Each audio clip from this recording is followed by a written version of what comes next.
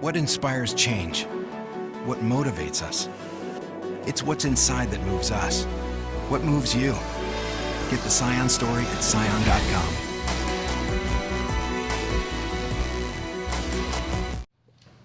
The seventh version of the fiscal year 2014 budget keeps the set-aside for tax refunds at $120 million, something that has been at the center of contention between the governor and lawmakers.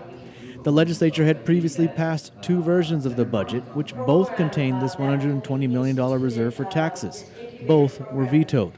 The governor has maintained that only $113 million is needed for tax refunds, and in light of the recent financial crisis at the hospital, he vetoed the bill and asked that some of the funding set aside for tax refunds be instead used to fund the hospital. While the seventh and latest version of the budget keeps tax refunds at $120 million, it also contains language that provides up to $33.4 million for the hospital.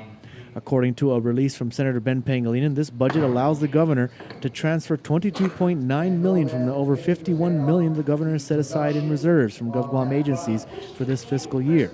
And it gives the governor an advanced appropriation of $10.5 million that he can then transfer to GMH. Because the crisis at GMH also is now, before the end of 2013, we're allowing him to use the appropriations for 2014 to meet this last month of GMH expenses. Speaker Judy Wanpat also incorporated an amendment that appropriates $9 million in escheated funds to public health. This $9 million, combined with the federal government match, should give public health $18 million that it can then pay to GMH. Senator Mike Limtiaco introduced an amendment to allow for a Made in Guam incubator program at the A.B. Wanpat Guam International Airport. The amendment is based on a bill that Senator Limtiaco had previously introduced. This amendment generated the most discussion, as some felt that it should have been handled separately as a standalone bill. Senator Tom Atta brought up concerns that the amendment could infringe on some of the contractual rights of the airport's new master concessionaire, Loti Group.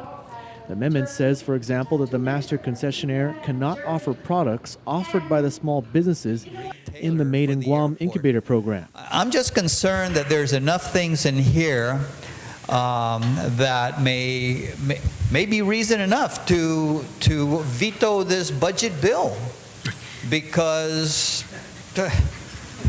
we're putting something in there. We're putting something in this bill that may be going contrary to a contract that was just recently entered into. Senator Limtiaco, however, said that this was in the governor's bill and promised that it would not affect the main concessionaire. The Airport Authority, as well as GVB and all the concerned parties, were actively involved in the creation of this legislation. So it was not done in a vacuum. It was done with their full input, and the bill was structured so that it would not infringe on the main concessionaire.